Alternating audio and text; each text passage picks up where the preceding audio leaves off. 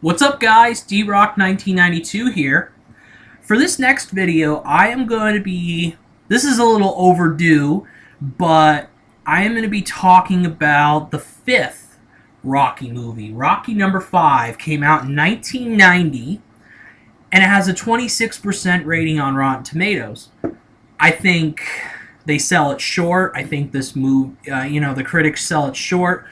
I think this movie is, it's different than the other 4 Rocky movies, but I'll talk about that in my review. But it's definitely very family oriented in this movie. You'll see what I talk about when I talk about the review. So, this movie begins with highlights just like the other sequels in this movie. It begins with highlights from the previous match. Rocky V begins with highlights from Rocky IV, where Rocky Balboa fights Ivan Drago. And as I mentioned in Rocky IV's video, Rocky Balboa, he wins. So after the highlights, it comes to where he is in the locker room after the win, and his hands are starting to shake. There's a little scene with him and Adrian, and his hands shake, and later on it's determined that he suffered bad brain damage from that fight with Drago. So it was recommended that he retire from boxing, which he did. But on to what happened after the shaking of the hands. Rocky and his family, Rocky and Adrian and Paulie, or maybe it was Rocky and Adrian. Rocky and Adrian. They came home from Russia back to their really big mansion, their rich life, their high life. But it doesn't stay rich. The life doesn't stay very. It's not all happiness after they come home, because Paulie makes what's considered to be a stupid move. He signed over power of attorney to the Balboa's accountant, which means that the accountant gets all the money, or gets all the money responsibilities, I believe, that the Balboas originally had, and he made some shady real estate deals, some deals that did not fall through. Unfortunately, all the money the accountant had of the Balboas is gone, and the Balboas have to declare bankruptcy. So Rocky and his family are forced to leave their mansion because it gets auctioned off, and also a lot of their personal belongings get auctioned off as well, the stuff that they can't afford.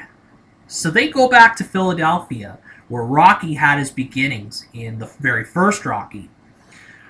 And it's hard, especially for Rocky's son, who's played by, actually this is pretty neat. Rocky's son is played by Sylvester Stallone's real son. His name's Sage Stallone. Rest in peace, Sage. He passed away a couple of years ago from a heart attack. So it's very hard for him because he has to go to a new school. He's not used to life low. He's not used to the poor life. I mean, he had it good growing up. He gets bullied in school, and he tries to have his dad help him out, but his dad is busy training a new guy, a new boxer in the ring. His name's Tommy Gunn, and actually this is also neat. Tommy Gunn is played by a real-life boxer named Tommy Morrison, who is actually the grandnephew of John Wayne. That's very, very unique right there, in my opinion. But what happened at first with Tommy Gunn and Rocky was that Rocky wanted or didn't want to train Tommy because he kind of wanted to get away from. He just wanted to man it because Rocky has the old wrestling ring there where Mickey used to have. Mickey used to own it, but he passed it on to Rocky, and I forget the name of that place, but that training place. But Rocky has he's a manager there, and he trains the guys, and small time manager trainer. Tommy Gunn wants him to be his manager to get to the top. Tommy Gunn's a small time guy from Oklahoma. Nobody's ever heard of him. But Rocky goes in, but after some convincing from Tommy Gunn, Rocky joins. And Rocky becomes his manager. And they're a successful pairing. I mean, Rocky teaches Tommy Gunn all the moves and all that, and he climbs up the rankings. And then there's this black promoter named George Washington Duke, who's played by a guy named Richard Gant. This guy's fast talking. He's a kind of a hustler, basically. He likes to. He's a boxing promoter, and he tried earlier in the film to get Rocky to come back to the ring to fight one of the guys that he's promoting. Rocky said no. He's retiring. So they want to get back at Rocky, and they get Tommy Gunn on their side by promising him a shot at the title, at the heavyweight title, occupied by, I think, that very guy who is the kind of the George Washington Duke has him under his wing.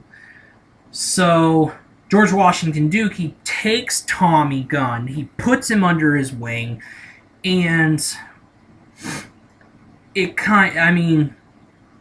first of all, throughout the film, throughout the middle or so, Rocky is occupied with training Tommy Gunn for his to get to the heavyweight title, but he's neglecting his son. His son. I forget the name. Robert's his name. He ignores his son Robert because he's so occupied with Tommy Gunn. Well, Robert's not too keen on being second fiddle to Gunn. He thinks he should be number one to Rocky because he's family. So he rebels. He gets a little earring.